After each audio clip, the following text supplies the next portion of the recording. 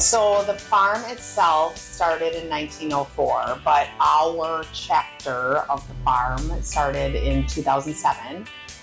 Tony and I came home in 2007. At that point, we had 100 cows.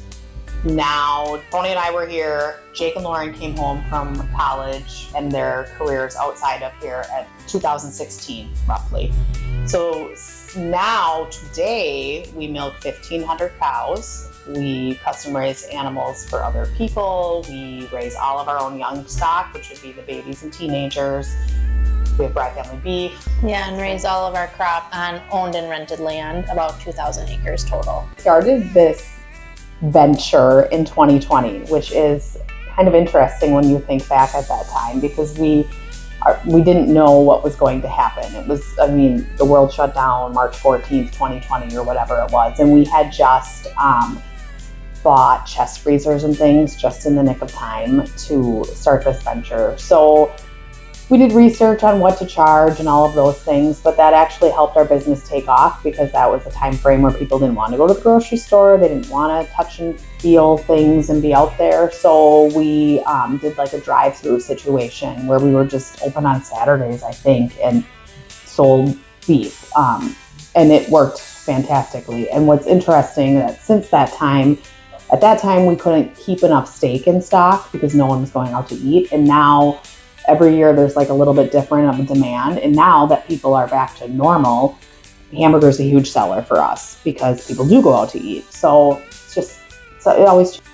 We've also dabbled in new products. So we really have a great relationship with a local processor to do our beef sticks. We are doing some different kind of things with our hot dogs, but we even partnered with a cherry farmer, Sorensville Hollow Orchards, and have a Door County cherry with cheddar beef stick and also a summer sausage version.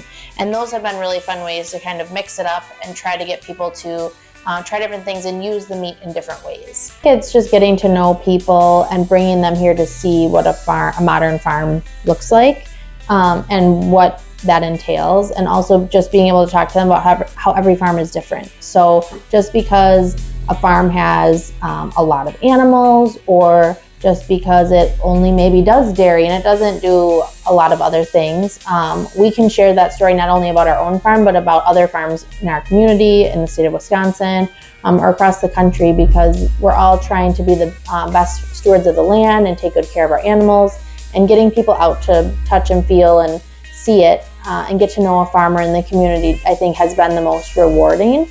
And we always get lots of wonderful questions, and at the end of it say, if you ever want to come back, you're welcome, or bring somebody along or recommend us for a tour. We don't do a ton of tours. There's certain times of the year we do a few, and we're always happy to, but it's really that one-on-one connection, kind of one person at a time. All farmers care about the animals we're taking care of, the land we're entrusted with, our local environment. Farmers live where they farm. We're always doing our best to take care of those things that are entrusted in our care, and we are always learning as well. That's one of our core values, and our why at the farm is to learn and adapt so all may have a quality life.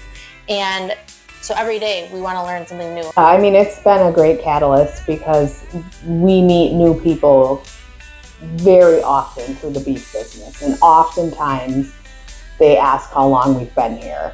And the answer is actually 100 years. but it's been, milk is a commodity business, right? We don't have a product that directly connects us to the consumers, and this has. So it's been a great way to meet people and then also talk about what we do. But it's also been really great to have a product to give back. We do a lot of donations, but then like last week was Teacher Appreciation Week. So Lauren brought beef sticks to daycare, and I brought a gift certificate to the school. And we just have something that we can contribute that's so much easier than just giving money and or like running to Agripur to get cheese. It's just been great. And the world is changing. Beef is very high in protein. Obviously, we want people to buy milk and cheese too, which are also some of the world's best products. So it's a really efficient way to get everything you need for your diet too. And what went into it, how it was raised, and that's just a great thing to do for your family.